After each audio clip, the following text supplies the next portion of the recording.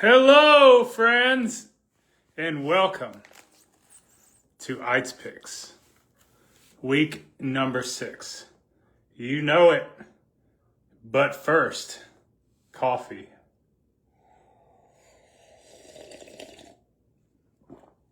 So I got a potential new name for my college football pick'em. I'm also, before every show, because I'm passionate about history and my ambition is to get my doctorate in history. I will be starting a history segment at the beginning of every show. And I want to get some thumbs up here if y'all are watching, or if you watch this video. A suggestion from, instead of just Aydt Picks, Aydt Bites and Coffee. Like it or hate it, I appreciate your feedback, and thank you for those who have subscribed to me. You helped me grow towards my ambition of setting up a college football show that a lot of people will watch.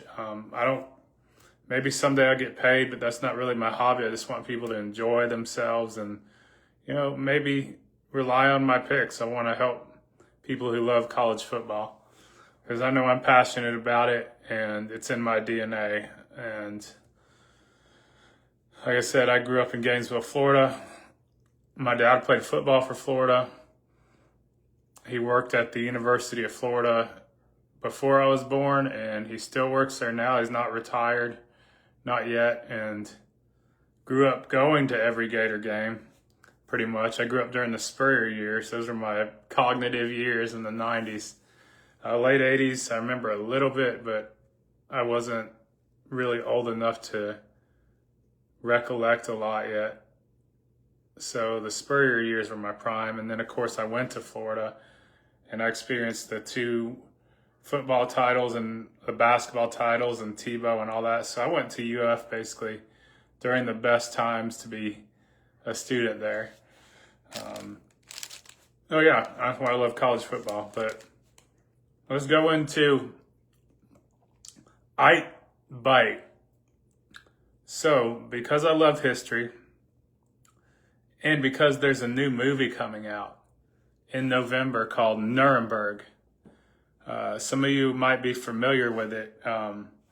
There was a show that came out about it back in the early 2000s. It was it was like on one of the major networks.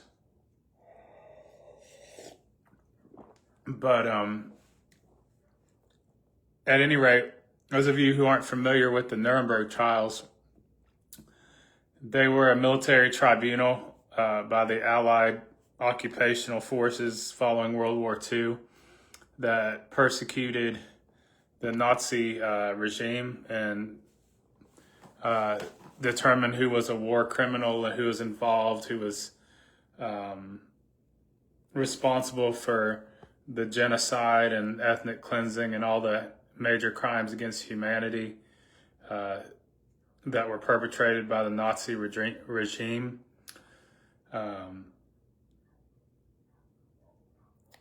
They were able to capture and put on trial 22 of the Nazi high command. The most notorious was Hermann Goering, who was the Reichsmarshal and the head of the Luftwaffe, amongst other titles, Prime Minister of Prussia. He founded the Gestapo. Actually, he was a World War I ace too, and he was Hitler's right-hand man. Hitler named him as a successor, and he held that position up until a few days before the Third Reich collapsed, when he sent a letter to Hitler saying if he didn't hear from him within 24 hours from the Berlin bunker, which was being shelled heavily by the Russians. The Soviets were on the outskirts of Berlin at the time. And Martin Bormann, who was Hitler's secretary, intercepted the transmission. And he spun it to sound like Goering was planning to commit treason. But all that to say, and Hitler had him arrested because he believed Bormann. And Goering had fallen out of Hitler's favor really since the failed blitzkrieg of England, the Battle of Britain. but still, at that point, up until that point, Goering was still Hitler's successor. And then Hitler, once he heard that from Bormann, he expelled Goering from the party and had the SS arrest him. Well, the Nazis, Berlin would fall like 10 days later, and then the Nazis in Europe would surrender on May 8th of 1945. So Goering fled towards the Americans, as did a lot of the others, to the British zones, and some of them ended up in the hands of the Soviets, and that was even worse. The aim of the Nazis was to end up with the Western Allies, because they knew that the Western Allies would treat them civilly. Soviets more or less aimed to torture them or send them to gulags, so that was, most of them definitely wanted to pick to end up in the hands of the Western Allies. But what they didn't know was that the Allies were going to be harsh on them, and many of them didn't get to slide by. They faced death and lifelong imprisonment for their actions.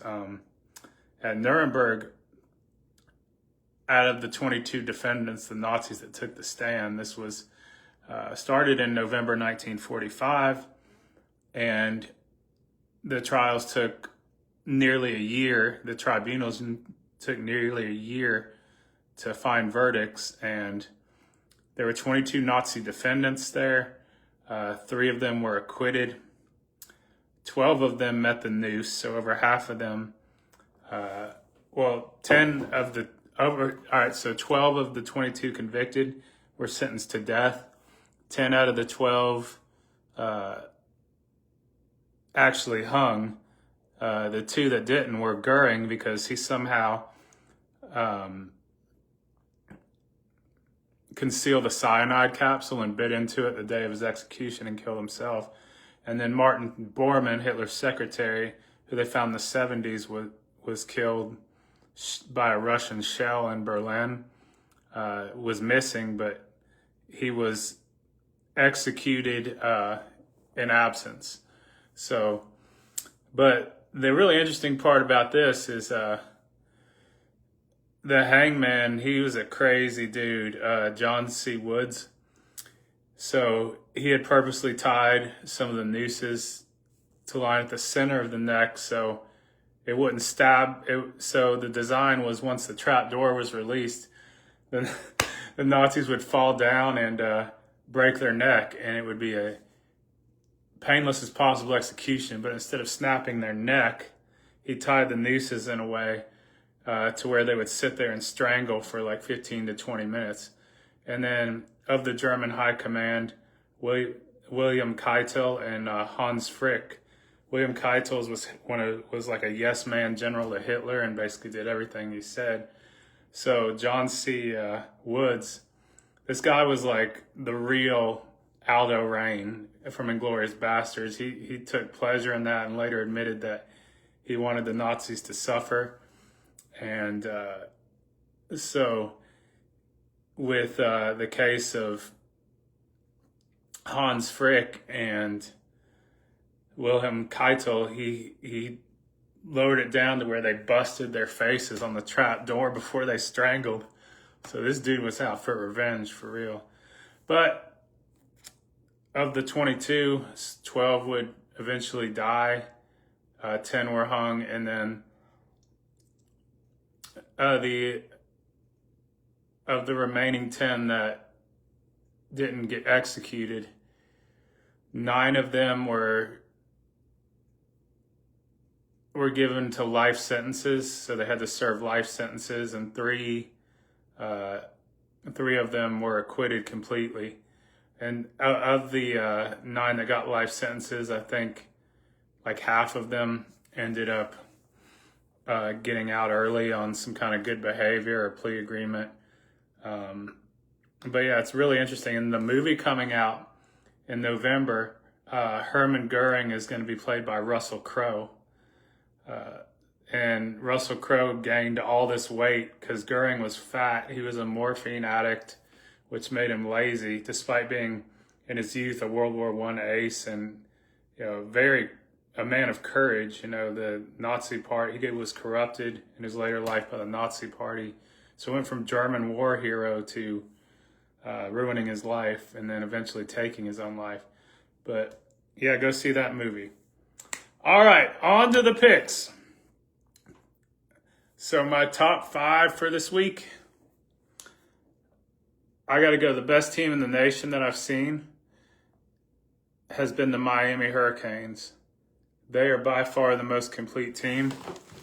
I would give them the edge over Ohio State just because,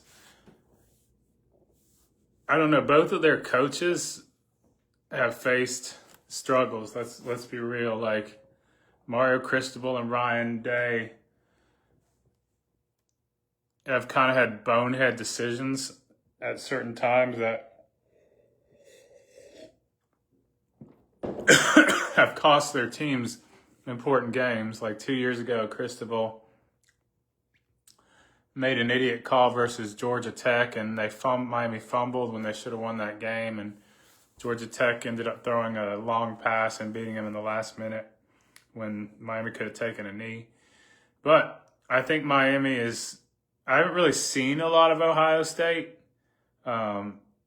except for their game versus Texas. And we now know Texas is a completely different team.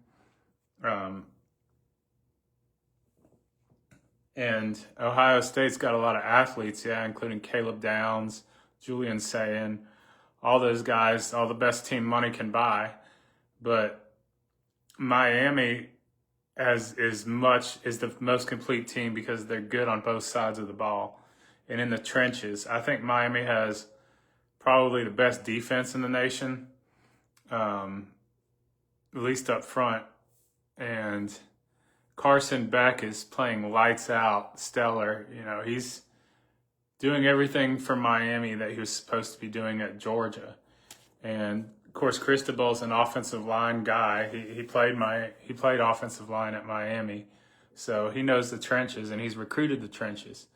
With that being said, Miami should be a lot better than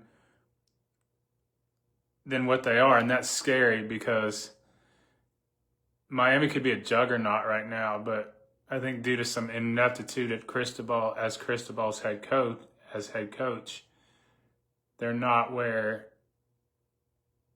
they should be based on their talent. And I don't think anybody strikes me as dominant this year in college football. Usually you have a team that is much more dominant. And I think, unfortunately, because of the current day and age in college football and NIL, it evens the playing field a lot. I can go into this a lot later, but it's not your dad's college football, or the college football for that matter, that I grew up watching. I'm not a dad by any means, but if I was married and had kids, I'm at the age where most people's kids that have kids, their kids are in high school. So yeah, those kids are old enough to watch college football. So technically I'm their dad's age. So yeah, it's not your dad's college football. But college football's changed a lot, and it is what it is. But the playing field is more even. So there's no dominant team. If you want to get the best players money can buy, then you got to shell out money, and all these universities have collective agreements and whatnot. So money talks, and it evens the playing field. At number 2, I've got Ohio State. I'd say Miami barely edges Ohio State because of the way they're playing. They just beat you up all game, and then they wear you out physically. Their game versus FSU last week wasn't as close as the final score indicated. They destroyed FSU and wore them down. FSU got like 2 or 3 touchdowns in garbage time. So, yeah, Miami's really that dominant. Number 3 is Oregon. I've got them as my number 3. They've impressed me, especially with their win over Penn State. Dan Lanning. Granted, I'm not going back on what I said, and I stand by my word. I'm going to double down on it. Nike recruits for Oregon, whoever the coach is there. But this time, after watching Oregon a few times, I do believe Lanning is a really good coach. I wasn't, like I said, I was skeptical about him at first. But Nike's going to keep him there. Phil Knight and all those donors, the money that Oregon has, especially with Phil Knight, they're going to do everything they can to keep Lanning there. I don't think he would come to Florida and shun Oregon, but I've been surprised before. It seems like a lot of coaches leave Oregon. Number 4, I've got Oklahoma. Especially if Mateer's healthy, they've got a legit chance to win the SEC and be a playoff team. They've got a great defense. Number 5, A&M. They are tough. They've gotten in a few close games with people and ended up on top. It's going to be a real interesting game this weekend versus my Gators, and I'm looking forward to watching that. I'll get into that a little later. Okay, on to the picks. So tomorrow night's game is a Friday night game. Features USF versus North Texas. USF is number 24. That's why they're in my picks, because I picked the top 25. Also, they're a Florida team. So I do pick the D1 Florida teams. But I got USF over North Texas. I think this is the game where the president of North Texas, the university president, gave his students off so they could attend that game. I like it. I do. I don't know how appropriate that the optics are for that one, especially since the reason the team exists is because of the college, hence college football. And the primary duty of the school is education. Although football is a huge, especially in the modern day with NIL, it's almost like it's a separate thing. It's like its own minor league NFL. I get it. I definitely do. But I don't know about giving everybody off to go to that game early. Like, he canceled classes the whole day, even though it's a night game. It doesn't look right if you're looking at that school as a respectable academic institution, is what I'm going to say. But no, I get it. If Scott Strickland did something like that, or the Fuchs or whatever his name is, I don't like him for a lot of reasons, but if he did that, he might earn more respect from me. But I got USF over North Texas by a score of 28-27.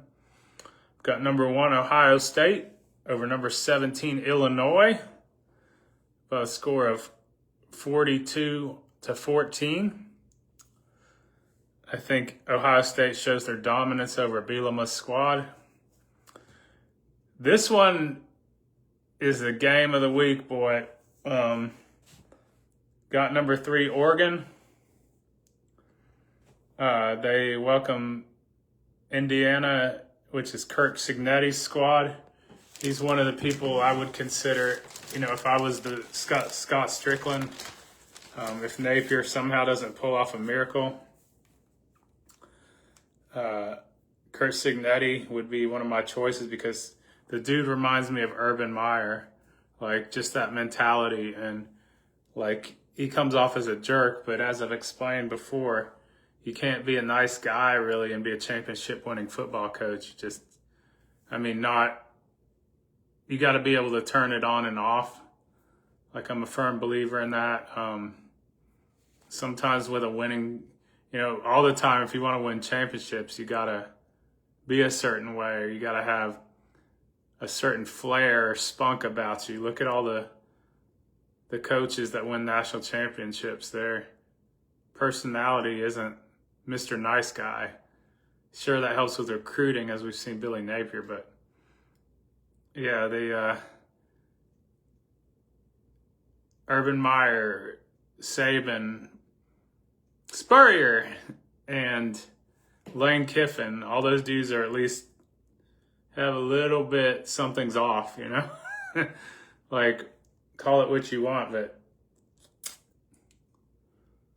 they know how to stick it to people and get the team to buy in and just completely aim to destroy people on the field. But Oregon's playing at home. Autzen Stadium is one of the toughest and loudest environments in the country. When I retire, me and my buddy Kyle Niblett, we're going to make a trip out there. We want to do that when we both retire. See all the major college football venues, go out to a game, a few games a year. And I definitely want to do that. And I'm looking forward to it. And Autzen is at the top of my list. But I think Oregon, I think this is going to be a close game. But I think Oregon wins by the score of 27-24. Indiana misses a field goal in the last 2 minutes, and Oregon takes over.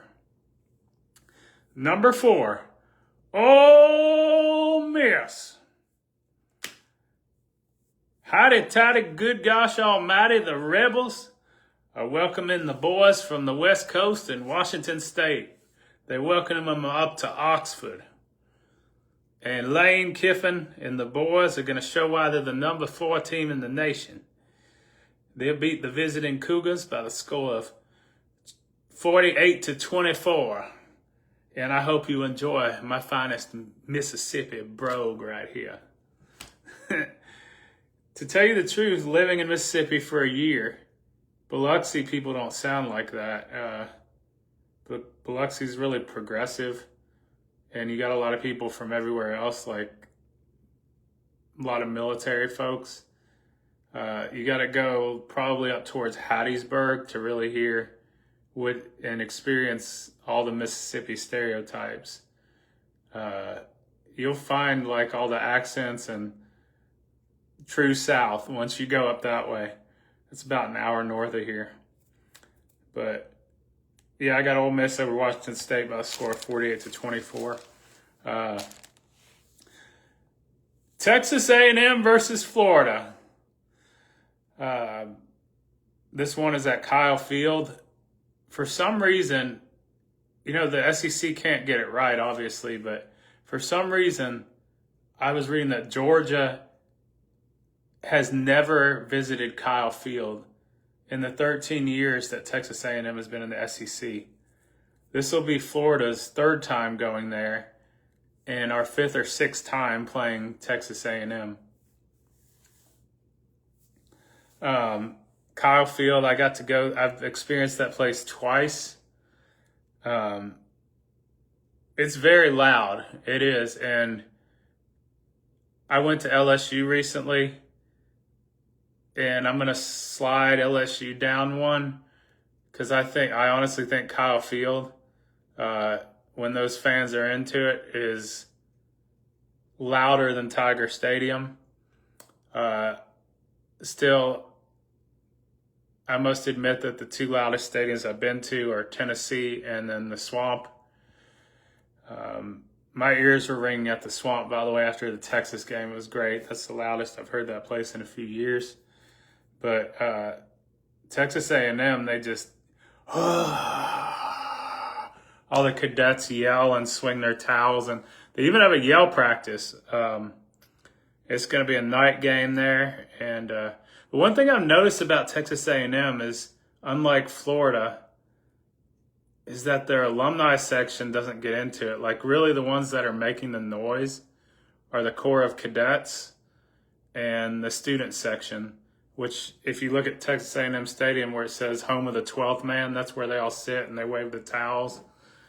And but the alumni section, they do have a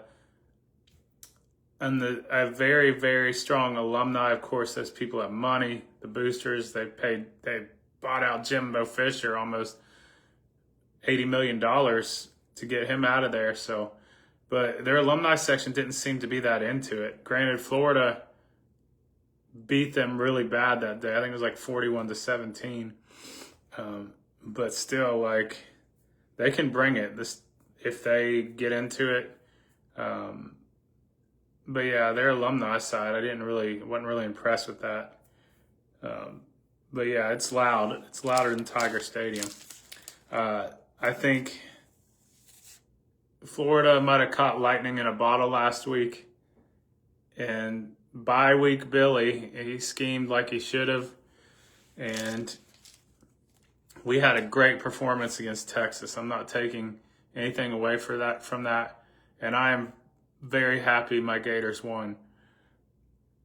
However, don't you think Texas A&M is going to see that film and look at the same 6 plays that Billy Napier runs, but just with a new receiver? I guarantee they're going to double team Dallas Wilson. He's what killed Texas last week. Texas A&M has a great defense. Mike Elko is a defensive guy, their head coach. I think Texas A&M's quarterback, he scrambles around really well. Florida has traditionally struggled with a dual threat quarterback. I'm surprised Arch didn't take off more last week, because on that last 2 drives he about killed us on one of their touchdowns. But the thing is, their QB, I think his name is Reed. Yeah, Marcel Reed. That dude can't throw accurate like that. He struggles on accuracy on long throws. So I'd probably put a spy in there if I was Rob Roberts, Florida's defensive coordinator. That way he can always lock onto the quarterback. And I'm sure they're going to try to do something like that. I think Florida is peaking at the right time, but I don't know if what we saw last week is fool's gold. That's what I'm trying to figure out. But Texas A&M has been playing at a high level all year. They've had impressive victories over Notre Dame. They had one last week against Mississippi State, Auburn. And that defense is finally starting to level out to where they should be. They struggled versus Utah State and Notre Dame the first few weeks, but they still managed to win those games.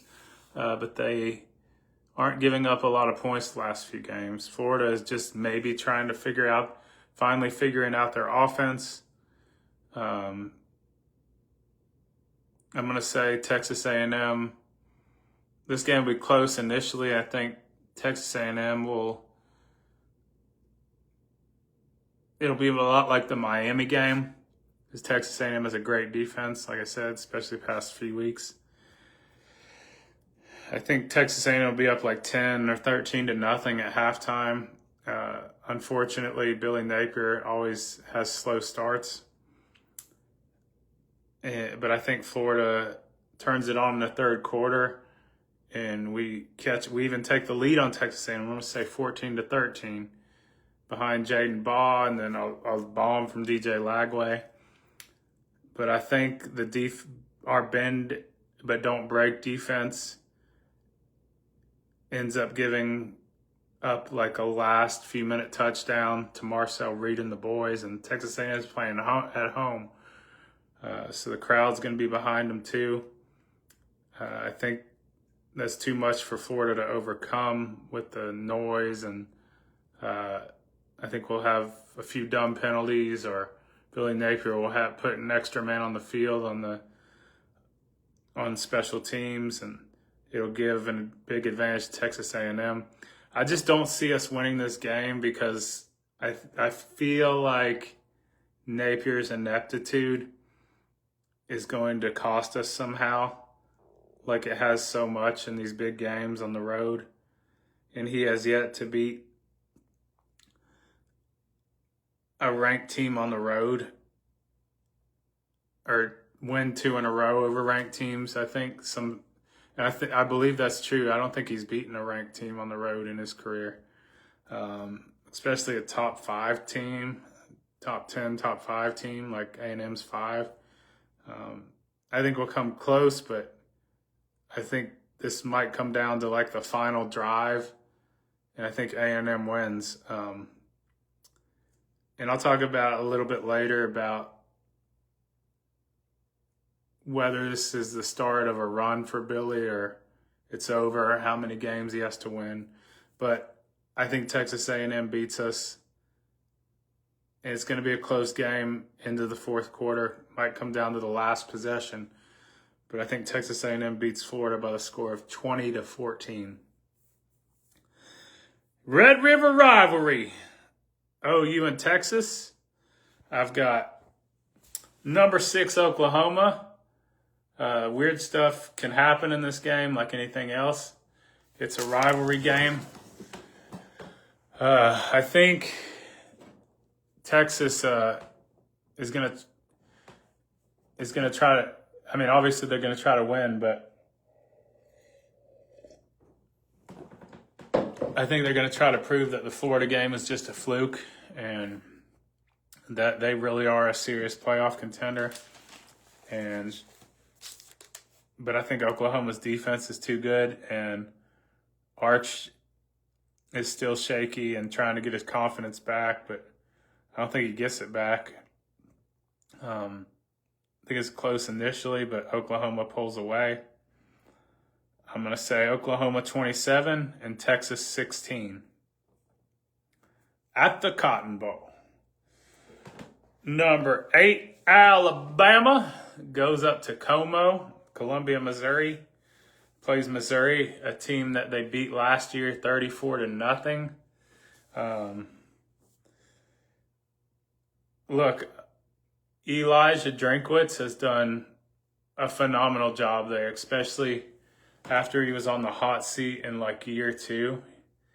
You know, he's won some games now, and I think he's exceeded all of the expectations for a place like Missouri, especially in football.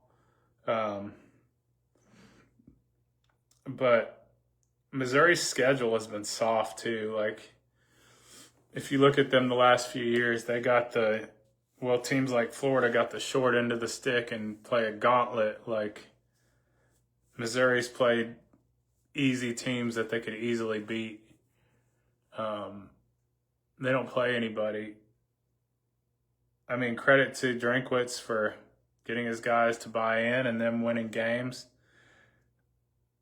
But I think Alabama humbles them this weekend again. I got number 8 Alabama over number 14 Missouri by a score of 34-27. Moving on, I've got going out to Lubbock, Texas, out there in the West Texas oil fields, of which that program is banking due to the current climate of NIL and all their oil money and all that. So Texas Tech is number 9 in the nation at 5-0. They got a great coach who is a Texas native, and he used to coach high school football in Texas. I believe his teams won a few state championships, and that's high school football in Texas is like a religion. So, of course, he's well known all over the state there. I experienced some of that living in Texas for 6 years. They take their football pretty seriously from high school on. They got Kansas coming in. Lance Leopold, their coach, has done a phenomenal job there. But I think Texas Tech and all their NIL bot athletes is going to be too much for Kansas at home. I got number 9 Texas Tech over Kansas by a score 35-20. In the Deep South's oldest rivalry, you've got number 10 Georgia going to the Plains at Auburn. And Toomer's Corner will be toilet papered this week because in my upset pick of the week, I've got Auburn beating number 10 Georgia at Jordan-Hare Stadium, which is one of crazy stuff happens there. Like if you follow college football, the kick six happened there. And in the same year, a miracle like tip pass caused Auburn to beat Georgia. I'm going to say Auburn wins again for my upset and beats Georgia in a field goal with no time remaining, 17-14. It avoids overtime, and it's a party on the Plains. Toomer's Corner gets toilet papered. Auburn wins 17-14. Number 11, LSU versus South Carolina. South Carolina looking for some revenge. There was a bogus call last year, which kept LSU's drive alive. I think it was that they botched, I'm trying to remember, but it was something like South Carolina return to fun. I don't remember, but at any rate, South Carolina should have gotten points, but didn't. And LSU ended up winning at the end. South Carolina, despite preseason expectations, has been disappointing this year so far. LSU has a great defense, so they'll contain Lenora Sellers. And LSU at home at Tiger Stadium at night is going to beat South Carolina by the score of 28-10. Number 12, good old Rocky Top, Tennessee is going to beat Arkansas, who just fired their coach. But you never know what you can get with Bobby Petrino. He's like one of those Ed Ogeron coaches, but with a good offensive mind. So he used to coach there. He's a pretty good candidate for the head coach next year. I still think Tennessee wins this game, but expect Arkansas to get better throughout the year, especially on offense. I got Tennessee over Arkansas by a score of 38-14.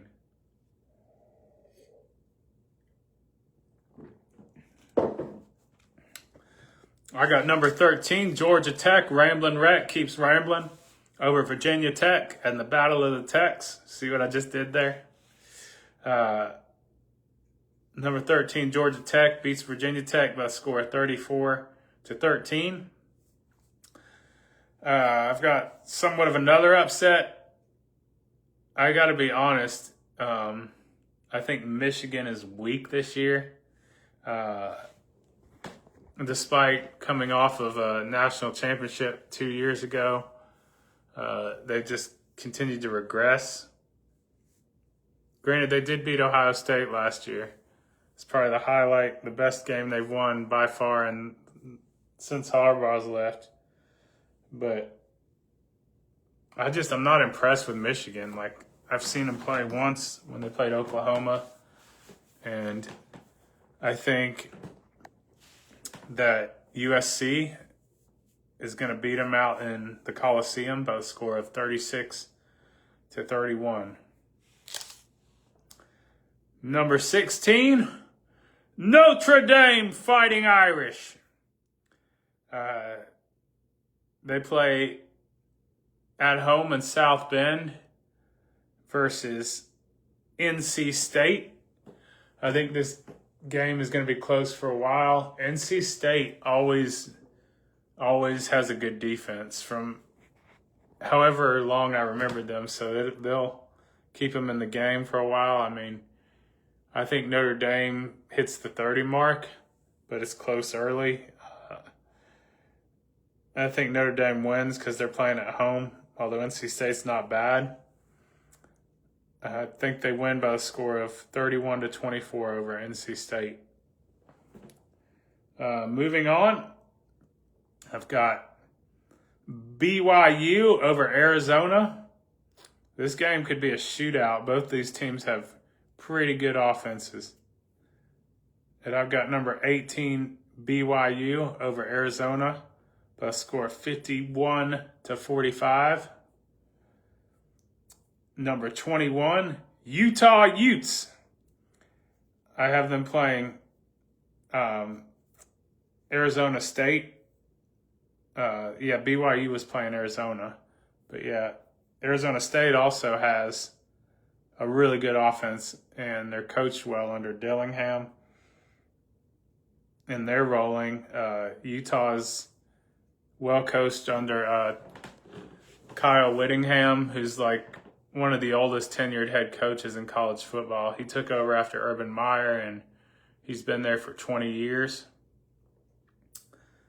I think the only one that has a longer time as head coach is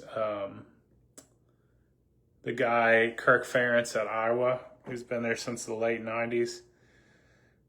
But this game is at Utah. That place is a hostile environment. I think Utah beats Arizona State in double overtime by a score of 38-35.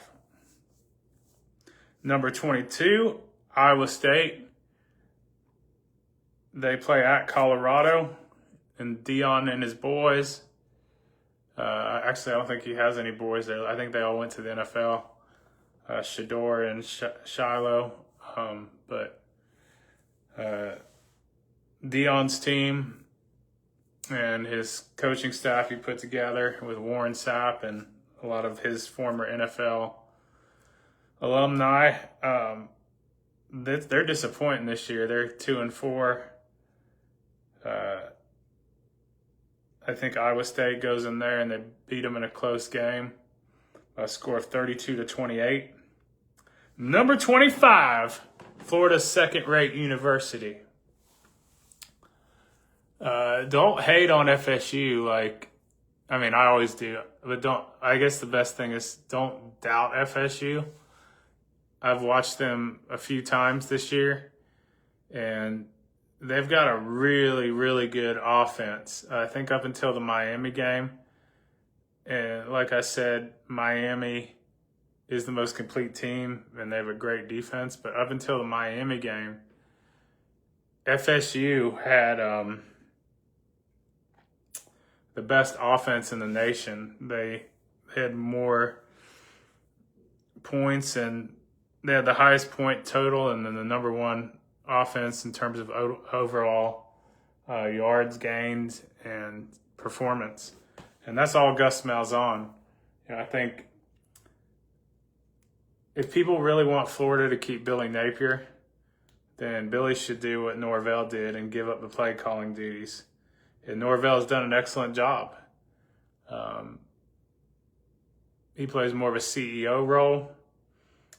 He went out and got Gus Malzahn and then hired a completely new defensive coordinator. And FSU's done so well. They've already won more games in 5 games than they did in totality of last year.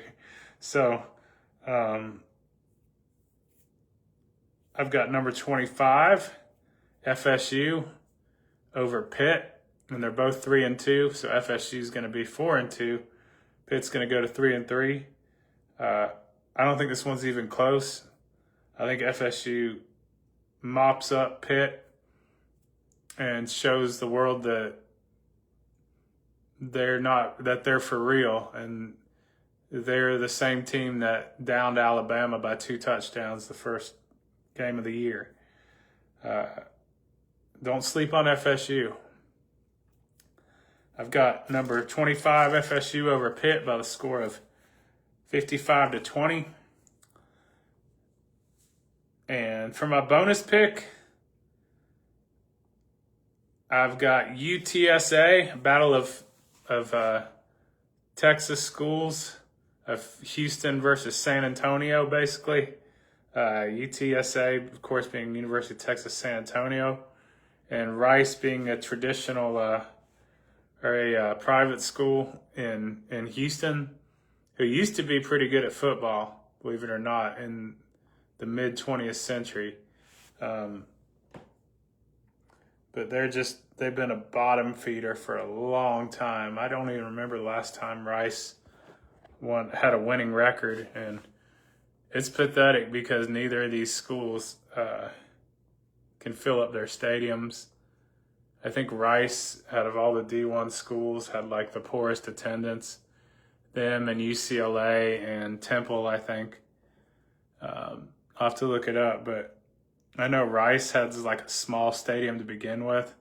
So what's really pathetic is they've even had to like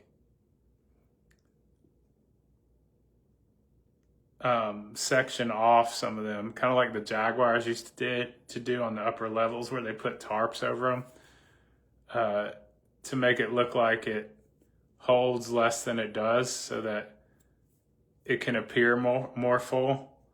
That's what Rice has been doing with their stadium. Yeah, it's pretty sad, man. That's a program in need of like an Urban Meyer figure to put them on the map, kind of like he did Utah and for a little bit Bowling Green, but you can't really do much with Bowling Green because they're in the MAC. But yeah, I think up until the 1970s, Rice was actually pretty good in college football. Then they fell apart. They're even worse than Vanderbilt, and that's sad to say, but yeah, Vanderbilt used to be pretty bad. Now they're good, but you get what I'm saying. All right, so where were all the U fans at?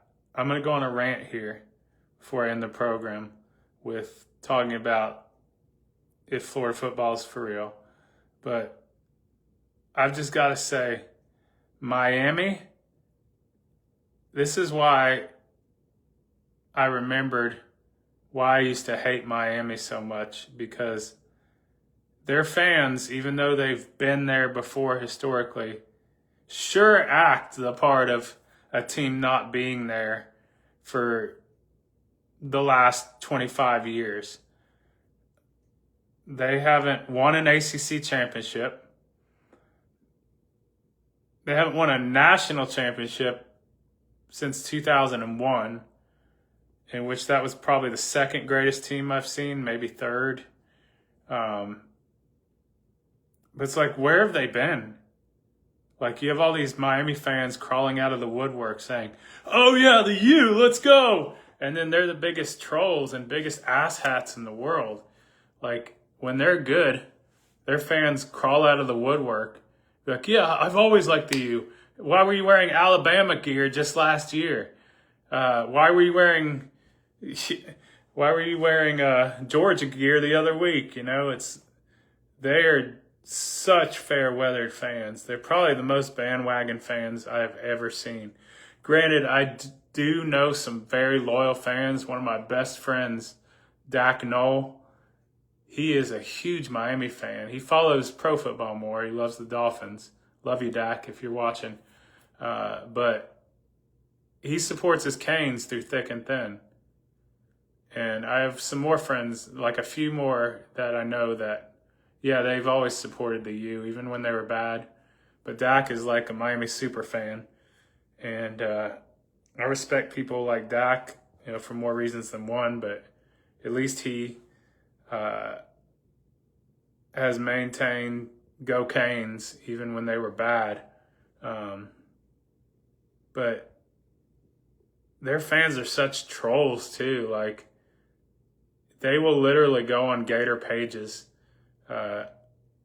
when we talk about Florida winning the swamp, and they'll say, Canesville, this is what makes me hate Miami right here.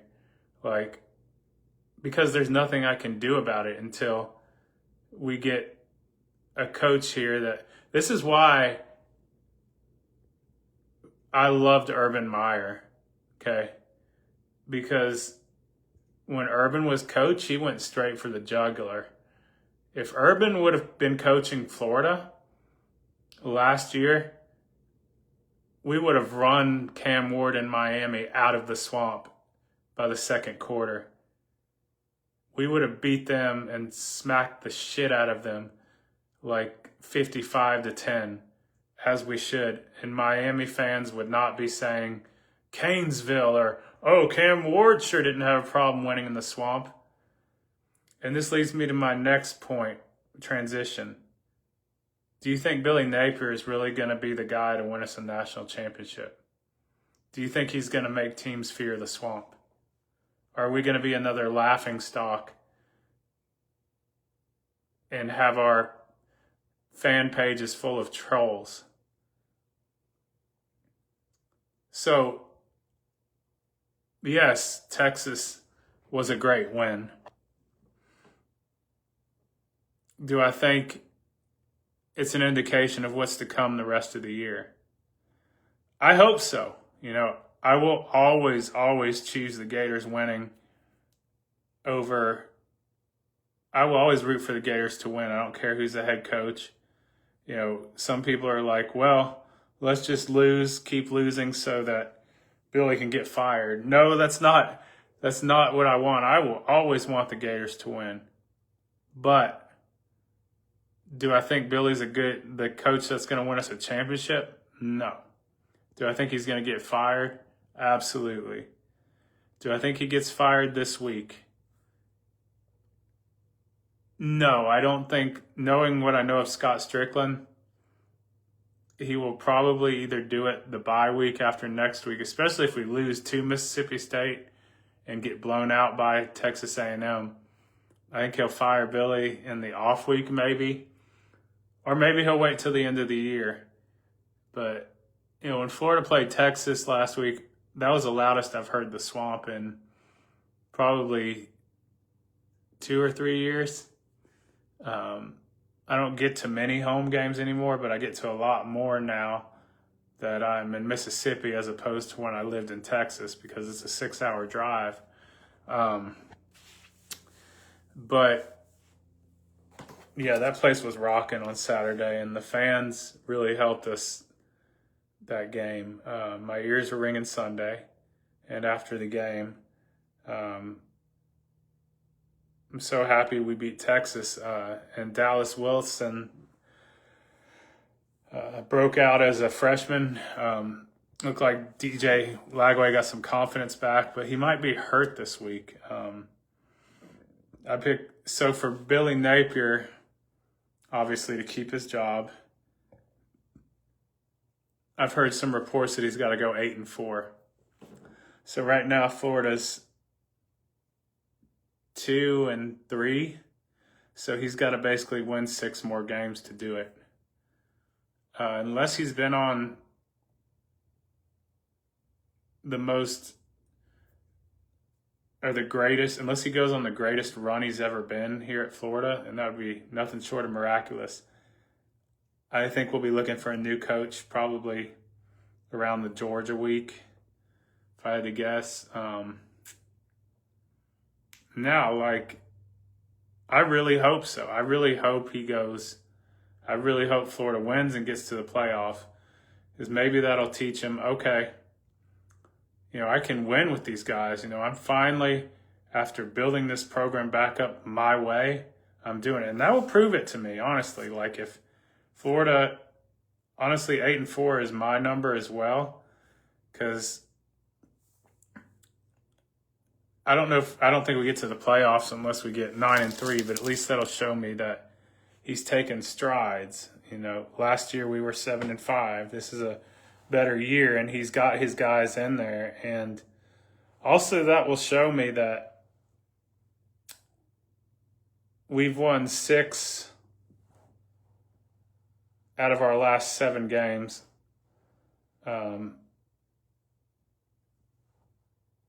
So yeah, that would be a great improvement. And I think that's really the only way Strickland's going to keep them, and that confirms the reports that I've heard. So I tell you what, if we upset A&M and we beat both of the Texas schools in a span of 2 weeks, I'm going to start getting excited. Like, honestly, imagine if we, like, that Mississippi State game's looking better as well. So if we do a 3-game sweep, like if we win this weekend and then go on and knock off Mississippi State at home the following week, watch out, Georgia. That's all I got to say, because Georgia hasn't looked their part this year either. They're not as good on defense as they usually are, and they're primed for a butt whooping from us. They've beaten us the last 4 or 5 years, so yeah, it's time to we owe Georgia a butt whooping.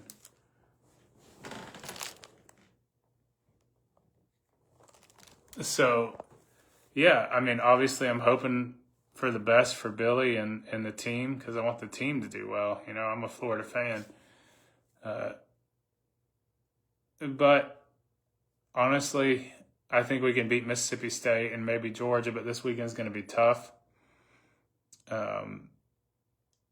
But after this weekend, 8-4 does look really attainable. And if we win this weekend, I'm going to get, like I said, I'm going to get excited, because there's a real potential we go on a good run and go 9-3 and make the playoff. Hopefully Lagway finds his stride and this just wasn't a one-time thing. But at any rate, thank you for listening. I've gone over my time and I can talk and talk and talk. But thank you for listening. Please subscribe on YouTube if you haven't already. I'm going to upload these pics, and I'd appreciate your suggestions and how I can make my show even better.